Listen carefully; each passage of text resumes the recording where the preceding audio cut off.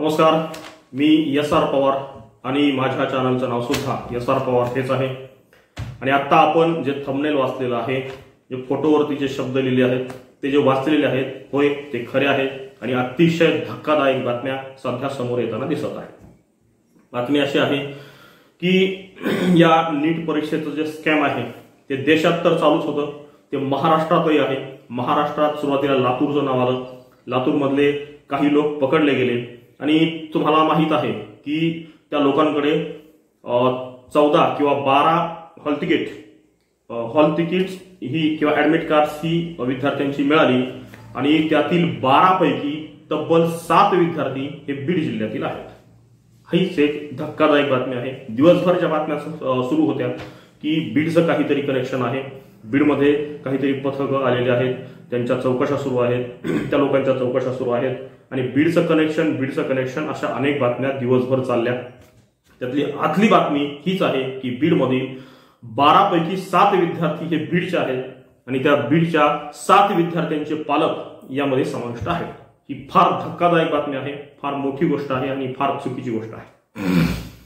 जर तुमच्याकडे एखाद्या आरोपीकडे 12 ऍडमिट कार्ड मिळालेले आहेत आणि त्यातले 7 हे फक्त एकाच जिल्ह्यातील आहेत आणि ते बीड जिल्ह्यातील आहेत, त्यातली काही नावं सुद्धा समोर आलेली आहेत। त्या पालकांची नावं अशी आहेत: सतीश पवार, देवीदास जाधव, रामराव राठोड, अशी काही 2-3 नावं आपल्या समोर आलेली आहेत। अजूनही काही येणं बाकी आहे आणि मला असं वाटतं की ही 7 लोक आणि एकूण सगळी 12, परंतु ही संख्या एवढीच नाही, ही संख्या हजारोंच्या संख्येने असणार आहे। ही संख्या कदाचित लाखांच्या घरातही जाऊ शकते। फार मोठा स्कॅम याच्यामध्ये झालेला आहे आणि मी पुन्हा असं सांगत आहे की गेल्या वर्षी जे 26,000 विद्यार्थी 600+ होते, म्हणजे 600 पेक्षा जास्त मार्क घेणारे विद्यार्थी 26,000 होते, ती संख्या यावर्षी 76,000 आहे आणि जास्त किती तर ते 50,000 विद्यार्थी याच्यामध्ये जास्त आहेत जे 600 पेक्षा जास्त मार्क घेणारे आहेत।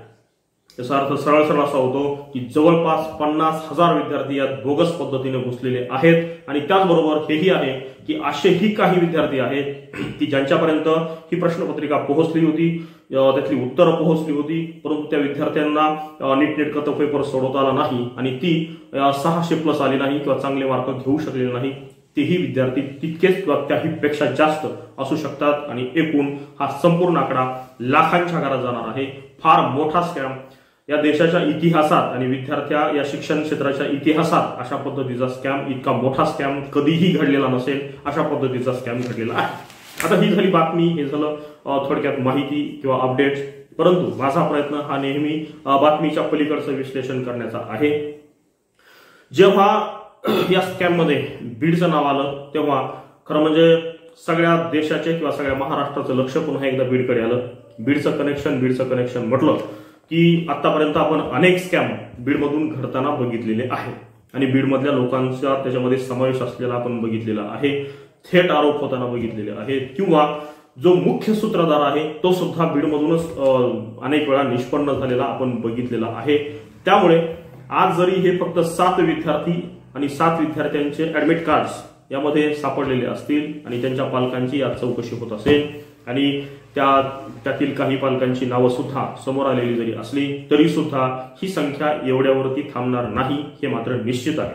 त्याचं कारण असं आहे की अशा प्रकारचे अनेक स्कॅम बीडमध्ये घडलेले आहेत आणि बीडमधील आज ही फक्त 7 लोक जरी असली तरी त्याला जोडून हा आकडा हजारोंच्या संख्येने जाऊ शकतो, हे निश्चितपणे आहे। आणि असं नाही की हे फक्त बीडमध्येच आहे।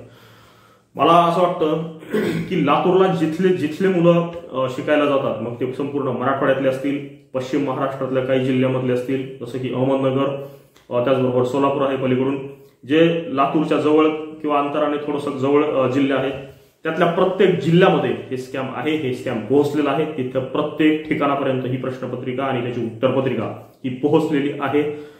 खरं म्हणजे हे जे एटीएसचं पथक आहे, हे जे तपासणी करत आहे, यांनी अजून सखोल जाऊन तपासणी करण्याची गरज आहे, आवश्यकता आहे। यामध्ये हजारोने विद्यार्थी सापडणार आहेत, हजारोने विद्यार्थ्यांचे पालक सापडणार आहेत, त्यांचे नातेवाईक सापडणार आहेत, अनेक शिक्षक सापडणार आहेत, अनेक संस्थाचालक सापडणार आहेत, अनेक ते क्लासेस घेणारे जे प्रमुख अडकणार आहेत किंवा क्लासेसमधले शिक्षक अडकणार आहेत, त्यांचा स्टाफ अडकणार आहे।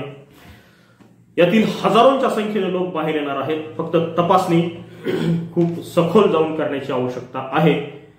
आता ही फक्त अपडेट देण्याच्या पलीकडचं विश्लेषण सुद्धा मी करण्याचा प्रयत्न केला आणि हा प्रयत्न खरोखर जर आपल्याला जर आवडला असेल तर माझी विनंती आहे की कृपया माझ्या या चॅनलला सबस्क्राईब करा, माझा हा व्हिडिओ जास्तीत जास्त शेअर करा, जेणेकरून त्याही विद्यार्थ्यांपर्यंत हा व्हिडिओ जाईल ज्यांनी खरोखर इमानदारीने हा पेपर सोडवलेला आहे, ज्यांनी अभ्यास करून हा पेपर सोडवलेला आहे आणि ते फार चिंतेत आहेत, फार काळजीत आहेत आणि त्यांच्या भावनांशी खेळण्याचा हा सगळा प्रयत्न झालेला आहे, त्यांच्या आयुष्याशी खेळण्याचा हा प्रयत्न झालेला आहे. तर त्यांच्यापर्यंतही अशा पद्धतीचे व्हिडिओ जाऊन या अपडेट जाऊन त्यांना थोडंसं हलकं होईल आणि सगळ्यांनी मिळून खरं म्हणजे ही परीक्षा जी झालेली आहे, जी चुकीच्या पद्धतीने झालेली आहे, ही परीक्षा रद्द होऊन पुन्हा एकदा नीटची परीक्षा घेण्यासाठी सर्वांनी जन आंदोलन उभारण्याची सुद्धा आवश्यकता आहे. सगळ्यांनी वेगवेगळ्या ठिकाणी अभिव्यक्त होण्याची ही आवश्यकता आहे, गरज आहे.